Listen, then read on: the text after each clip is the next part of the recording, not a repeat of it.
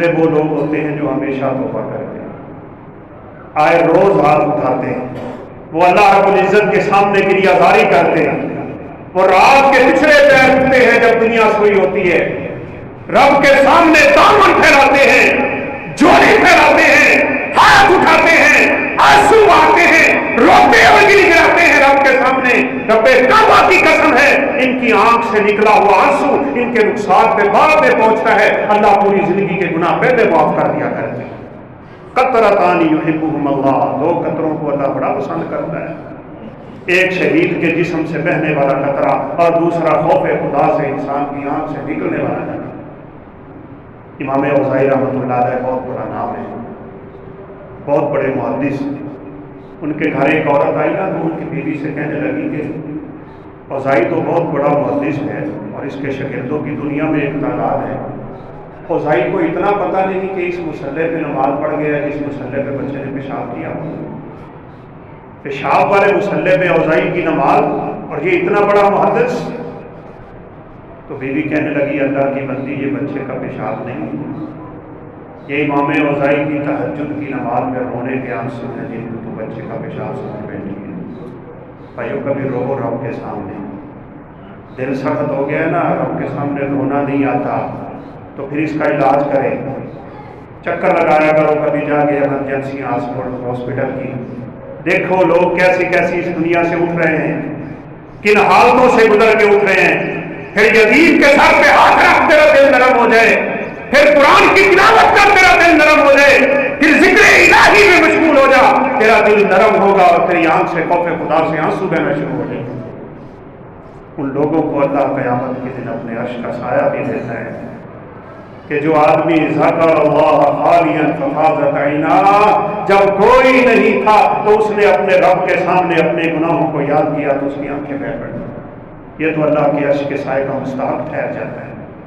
تو یہ صحابی رسول کہنے لگے اللہ کے حبیب یہ جو آپ نے مجھے خوشخبری سنائی ہے کہ ان الحسنات یذھبن السیئات، کہ نیکیاں برائیوں کو مٹا دیتی ہیں، یہ میرے لیے حکم خاص ہے کہ آپ کی ساری امت کے لیے ہے؟ آپ نے فرمایا نہیں نہیں، تیرے لیے خاص نہیں ہے، یہ قیامت تک کے لوگوں کے لیے رب کا اعلان ہے کہ جو بھی گناہ کے بعد نیکی کرے گا اللہ رب العزت اس کی وجہ سے اس کے اس گناہ کو مٹا دے گا۔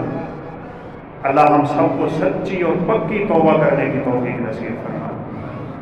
ایک دفعہ سیدنا معاذ بن جبل ہی بیٹھے تھے رضی اللہ تعالیٰ عنہ، تو آپ صلی اللہ علیہ وسلم نے اس طرح کی حدیث بیان کی تو کہنے لگے کہ اگر میں کسی ایسی جگہ پہ ہوں جہاں نیکی کا کوئی موقع ہی نہیں، گناہ ہو گیا لیکن نیکی کا موقع نہیں، کوئی فقیر نہیں آیا کہ اس کو میں صدقہ دے دوں، کوئی مسجد قریب نہیں کہ وضو کر کے 2 رکعتیں پڑھ لوں، کوئی نیکی کا سامنے موقع نہیں، تو بتائیں اللہ کے حبیب میں کیا کروں؟ اللہ اکبر۔ آپ صلی اللہ علیہ وسلم نے فرمایا تو بیٹھے بیٹھے اللہ رب العزت کا ذکر شروع کر دے، اللہ تیرے سارے گناہ معاف کرے۔ یہ کتنی بڑی عبادت، تیری زبان پہ اللہ اکبر جاری ہو جائے، لا الہ الا اللہ جاری ہو جائے، ذکر الہی میں تو مشغول ہو جائے، یہ کوئی چھوٹی نیکی ہے بلکہ یہ تو بہت بڑی نیکی ہے۔ اور یقین کریں ہمارے دلوں میں یہ عظمت بیٹھنی چاہیے کہ اللہ رب العزت کے ذکر کی کتنی بڑی فضیلت ہے۔ ایک حدیث ہے آپ صلی اللہ علیہ وسلم نے فرمایا کہ قسطنطنیہ کی جو آخری جنگ ہوگی نا، کہ آخری جنگ ہے، اس کے بعد کوئی جنگ نہیں، آپ نے فرمایا وہ جنگ تلواروں کی نہیں، وہ نیزوں سے نہ لڑی جائے گی، اسلحہ وسلحہ کچھ نہ ہوگا، 3 بڑی بڑی فصیلیں ہوں گی قسطنطنیہ کی۔ کہا اسلامی لشکر جب قسطنطنیہ پہنچے گا وہ مل کے اللہ اکبر کی ندا بلند کریں گے تو قسطنطنیہ کی پہلی فصیل دھڑام کر کے نیچے گر جائے گی۔ یہ اللہ رب العزت کے نام کی ہیبت ہے، کاش میں علم ہو جائے۔ وہ سیدہ عائشہ صدیقہ رضی اللہ تعالیٰ عنہا کا واقعہ بھی بخاری میں ہے۔ ایک کالی عورت آیا کرتی تھی تو جب آتی نا تو آگے شعر پڑھا کرتی تھی، وَيَوْمَ الْبِشَاهِ مِنْ تَعَاجِيبِ رَبِّنَا أَلَا إِنَّهُ مِنْ بَلَدَةِ الْكُفْرِ أَنْجَانِي۔ وہ ہار والا دن بڑا عجیب دن تھا کہ جس دن اللہ نے مجھے کفر سے بچا لیا۔ 2-3 دفعہ جب یوں شعر پڑھا نا تو اماں جی نے پوچھ ہی لیا، کہا اللہ کی بندی یہ تو کیا پڑھتی ہے، اس لیے پڑھتی ہے؟ کہا ماں جی میں کافرہ عورت تھی، ایک گھر میں نوکرانی تھی، میں لونڈی تھی، میں خادمہ تھی، مجھے کوئی پتہ نہیں تھا اسلام کیا ہوتا ہے۔ میں اس گھر کی خادمہ ان کے بچی کو لے کے میں باہر گئی، اس نے ہار پہنا ہوا تھا جس ہار کے اوپر موتی تھے لال رنگ کے، آسمان سے چیل آئی، مجھے بھی پتہ نہیں چلا، اسے بھی پتہ نہیں چلا، اس کا ہار پڑا تھا، وہ اٹھا کے لے گئے۔ اب جب گھر والوں نے تلاشی دی تو ہار نہیں نکلا، تو مجھے کہنے لگے کہ تو نے یہ کام کیا، اتہمونی، مجھ پہ ہی تہمت لگا دی۔ میں نے کہا میں تمہارے درمیان ایک عمر گزار چکی ہوں، میں نے آج تک چوری نہیں کی، مجھ پہ الزام کہا، ہاں یہ ہار تو نے چوری کیا ہے۔ حدیث کے الفاظ ہیں کہ تلاشی لیتے لیتے جب ان کو کامیابی نہیں ہوئی نا تو انہوں نے کہا ہم تیرے کپڑے اتار دیں، حتی فتشوا قبولها، کہنے لگے ہم تیری شرمگاہ کی بھی تلاشی لیں۔ ایک غیرت مند عورت کے لیے بہت بڑا مقام، کہا میرے کپڑوں کو ہاتھ ڈالا، مجھے غیرت یاد آئی، کچھ پتہ نہیں چلا میں کیا کروں، میری زبان سے بے ساختہ نکل گیا، یا اللہ تم لفظ اللہ کی ہیبت کو کیا جانو، اس ذکر کی فضیلت کو کیا جانو، اس نام کی عظمت کو کیا جانو، کافرہ ہے، مشرکہ ہے، جانتی نہیں مانتی نہیں کہ وہ اللہ کون ہے، لیکن وہ کہتی ہے میری زبان سے بے ساختہ نکلا، یا اللہ اب تو اس مصیبت سے مجھے بچانے والا ہے۔ تو کہا میں نے کیا دیکھا، وہ چیل واپس آئی اور وہاں کھڑے کھڑے اس نے ہار واپس ہمارے درمیان پہن دی۔ میں نے کہا یہ تمہارا ہار رہا جس کے بدلے میں تم یہاں تک اترے ہو؟ کہا پھر میں ان کے گھر سے نکل گئی، پھر میں تلاش میں نکلی کہ یہ اللہ والے کون ہیں کہ جس کے نام پہ اللہ نے مجھے مصیبت سے نجات دی۔ کہا ایک قافلہ گزر رہا تھا، اس قافلے کے ہر بندے کی زبان پہ اللہ ہے، کوئی سبحان اللہ پڑھتا ہے، کوئی الحمدللہ پڑھتا ہے، کوئی اللہ اکبر کہتا ہے، کوئی لا الہ الا اللہ پڑھتا ہے۔ میں اس قافلے کے ساتھ ملی، سرور کائنات کی خدمت میں حاضر ہوئی، میں نے کلمہ پڑھا، میں مسلمان ہوئی، پھر میں مسجد کی خادمہ بنی، پہلے کسی کے گھر کی صفائی کرتی تھی، اللہ نے اس نام کی برکت سے مجھے مسجد نبوی کا خادمہ بنا دیا، وہاں صفائی کرتی۔ اس کا خیمہ اللہ کے حبیب نے مسجد کے آخر میں لگا دیا تھا۔ ایک رات کو فوت ہوئی ہے، حدیث کے الفاظ ہیں کأنہم صغروا امرأة، صحابہ نے سوچا یہ عام عورت سی، اللہ کے پیغمبر کو ہم نے کیا اٹھانا، جلدی سے اس کا جنازہ پڑھایا اور اسے دفن کیا۔ جب صبح اللہ کے حبیب صلی اللہ علیہ وسلم کو نظر نہیں آئی نا تو آپ نے پوچھا کہ کدھر ہے وہ عورت صفائی کرنے والی، تو انہوں نے کہا ماتت، فوت ہو گئی۔ آپ نے فرمایا فلا ظنتمونی، تم نے مجھے کیوں نہیں بتایا کہ وہ فوت ہو گئی؟ اتنا ہلکا جانا تم نے اس کے کام کو، اتنا ہلکا جانا تم نے اس کی ذات کو۔ او بھائیوں میری بات یاد کر لیجئے، آج مولوی کو، آج ملا کو، آج حافظ کو، آج قاری کو، آج عالم دین کو لوگ تو وقت نہیں دیتے، لیکن رب کعبہ کی قسم ہے آسمانوں پہ ان سے زیادہ عظمت والا کوئی انسان نہیں ہوتا۔ آپ نے فرمایا چلو دلونی علی قبرہا، مجھے بتاؤ اس کی قبر کدھر ہے۔ آپ صحابہ کو لے کے اس کی قبر پہ گئے، صفحے بنائی، دوبارہ جنازہ پڑھایا، اور جنازہ پڑھا کے آپ نے فرمایا ان اللہ ینورھا لہم بصلاۃ علیہم، دیکھو اللہ رب العزت نے ہمارے اس عمل کی وجہ سے اس کی قبر کو نور سے بھر دیا، اللہ کے نام۔ اس لیے جب کبھی انسان کے پاس کوئی موقع نہیں، گناہ ہو گیا، ذکر میں مشغول ہو جائے، افضل الذکر لا الہ الا اللہ۔ تو یہ دوسرا بڑا پیغام اس حدیث کا کہ جب کبھی انسان سے گناہ ہو تو فوراً نیکی کرے، وضو کرو، مسجد میں آؤ، 2 رکعتیں پڑھو، بڑی برکت ہے خدا کی قسم۔ سیدنا بلال رضی اللہ تعالیٰ عنہ کی حدیث بڑی مشہور ہے، جو آپ نے ان سے پوچھا تھا بلال تیرے جنت میں جاتا ہوں تو تیرے قدموں کی آواز کیوں آتی ہے؟ کہا میں وضو کرتا ہوں تو 2 رکعتیں پڑھتا ہوں، بہت بڑا عمل ہے۔ اور تیسری چیز جو اس حدیث میں ہے، آپ صلی اللہ علیہ وسلم نے فرمایا وَخَالِقِ النَّاسَ بِخُلُقٍ حَسَنٍ، یہ 2 پہلو اللہ رب العزت کے حق کے ساتھ تھے۔ یہ تیرا تعلق تیرے رب سے تھا، اب تیرا رب کے بندوں سے کیسا تعلق ہے؟ بعض لوگ بڑے نیک ہوتے ہیں، بڑے متقی ہوتے ہیں، بڑے پرہیزگار ہوتے ہیں، بڑے حاجی نمازی ہوتے ہیں، بڑے صدقہ و خیرات کرنے والے ہوتے ہیں، شیطان ان سے مایوس ہو چکا ہوتا ہے۔ لیکن ایک بات یاد رکھیے گا، شیطان پھر پینترا بدلتا ہے، پھر اپنا وار بدلتا ہے، پھر وہ کیا کرتا ہے، ان لوگوں کے دلوں میں نیکی کا تکبر پیدا کر دیتا ہے اور یہ لوگوں کو حقیر سمجھنا شروع ہو جاتے ہیں، باتیں کرتے ہیں لوگوں کو۔ کسی کو دیکھا گناہ کر رہا ہے تو یہ سمجھتا ہے کہ بس میں اکیلا دنیا میں جنتی ہوں، اس کو تو اللہ نے نعوذ باللہ جنت دینی۔ باتیں کرتے ہیں، طرح طرح کی باتیں کرتے ہیں۔ جس بندے میں یہ بیماری ہے وہ سمجھ لے کہ اس کے دل کے کسی کونے میں اس نیکی کا تکبر بھرا ہوا ہے۔ ایسی نیکیوں کو اللہ رب العزت قیامت کے دن ضائع کر دے، کوئی کام نہ آئے۔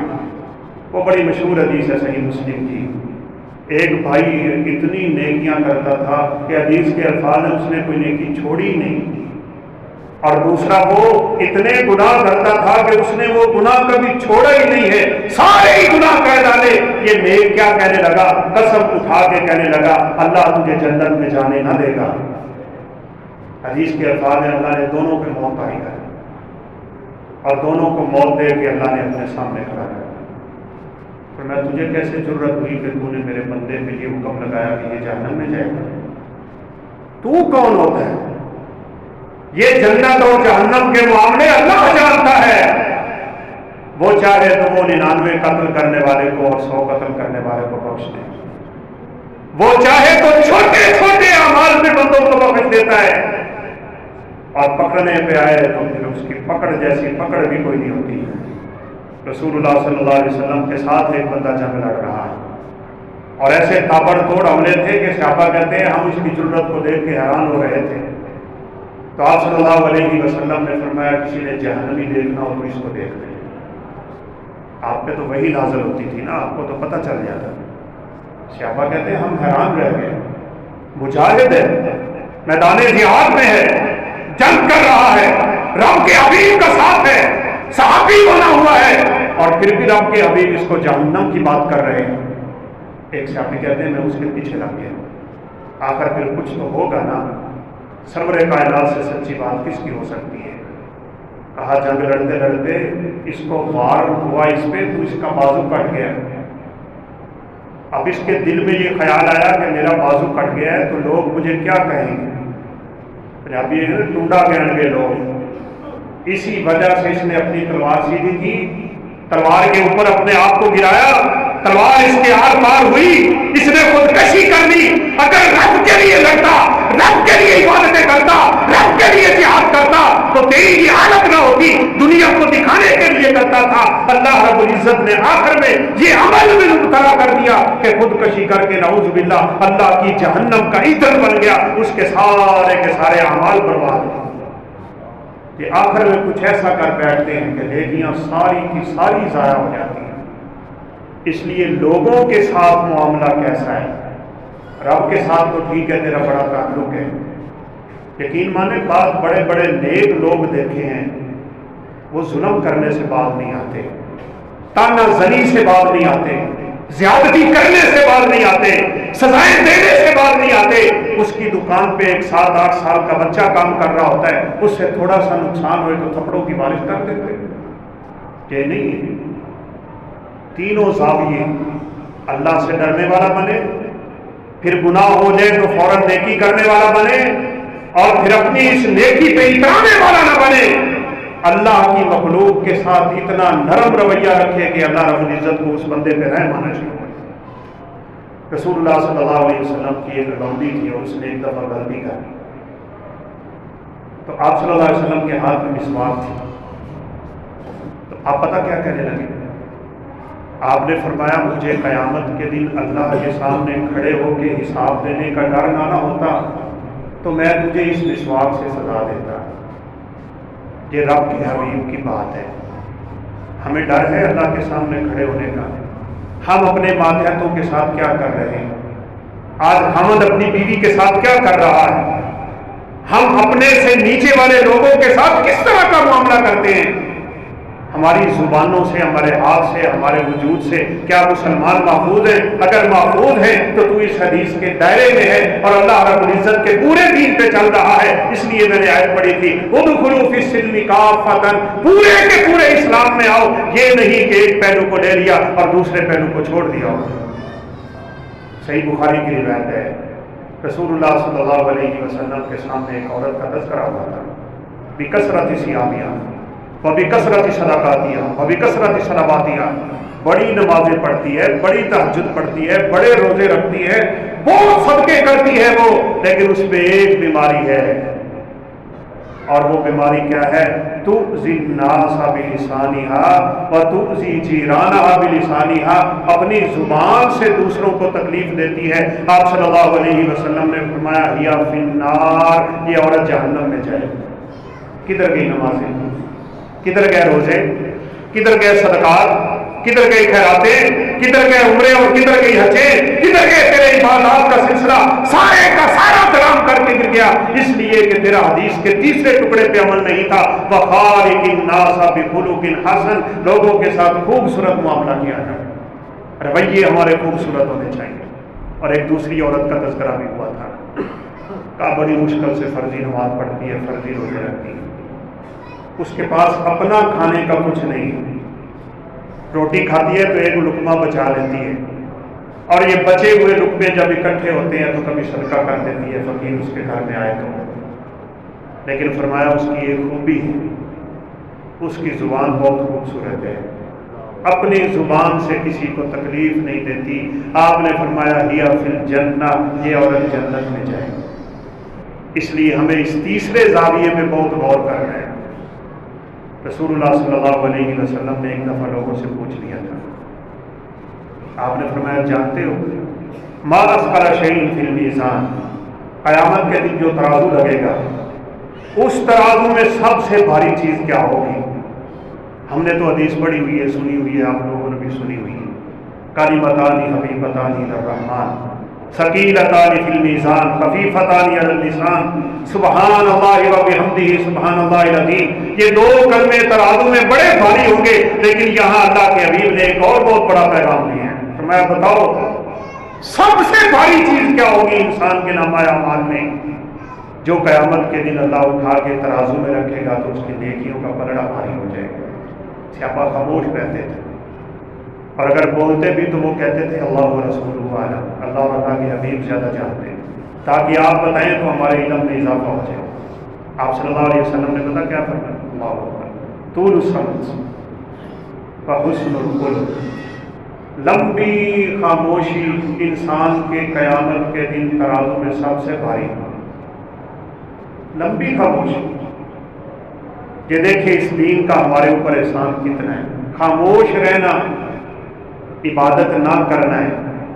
جو بندہ خاموش بیٹھا ہے وہ تو کچھ بھی نہیں کر رہا نا، وہ تو عمل نہیں کر رہا، لیکن جب خاموش ہے تو اس کی زبان سے کسی کو تکلیف نہیں ہو رہی، جب خاموش ہے تو جھوٹ نہیں بول رہا، خاموش ہے تو گالی نہیں بک رہا، خاموش ہے تو اپنی زبان سے کسی کو پریشان نہیں کر رہا، اس کی یہ خاموشی اللہ کو اتنی پسند ہے، فرمایا اللہ قیامت کے دن اس خاموشی کو وزن دے گا تو یہ قیامت کے دن اس کے ترازو میں سب سے بھاری بن جائے گا۔ حسن الخلق، تیرا اچھا اخلاق، اچھا اخلاق اپنا اچھا، تیرے میرے اخلاق سے کوئی بندہ متنفر نہ ہو جائے۔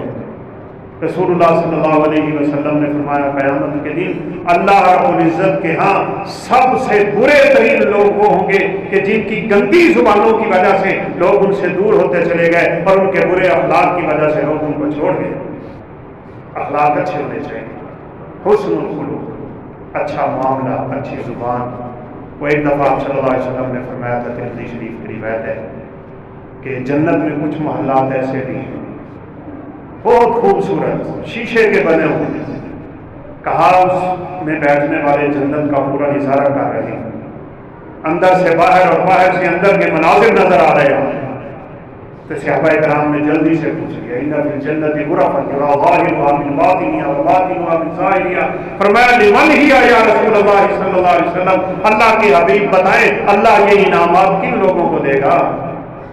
آپ نے سب سے پہلے نمبر پہ فرمایا لمن اطاب الکلام، جس بندے نے اپنی بات کو خوبصورت بنا لیا، زبان خوبصورت ہو، گفتگو خوبصورت کرتا ہو، یہ اس کی پہلی صفت ہوتی ہے۔ اللہ رب العزت اس بندے کو قیامت کے دن اپنی جنتوں کے خصوصی محلوں کا وارث بنائے۔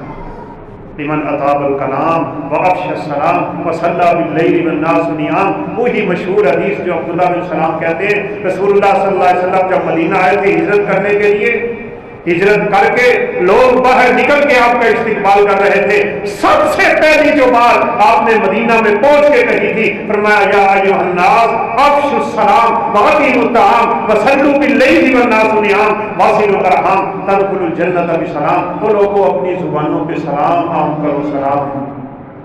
سلام کا کیا مطلب ہوتا ہے؟ ہم جب اپنے مسلمان بھائی کو کہتے ہیں نا السلام علیکم، تو اس کا مطلب ہوتا ہے تو میری طرف سے سلامتی میں ہے، میں تجھے کچھ نہیں کہوں گا، تکلیف نہیں دوں گا، رب بھی تجھ پہ سلامتی رکھے، تو میری طرف سے بھی سلامت ہے۔ اپنی زبانوں پہ سلامتی کے کلمات جاری کرنے والے فرمایا اللہ رب العزت کی جنت میں آرام سے داخل ہو جائیں۔ تو یہ حدیث ہمارے لیے بہت بڑا اسوہ ہے حسنہ، اور بہت بڑا سبق ہے، اور زندگی گزارنے کا اصول ہے، اور پورے کا پورا دین اللہ کے پیغمبر نے اس میں سمیٹ دیا۔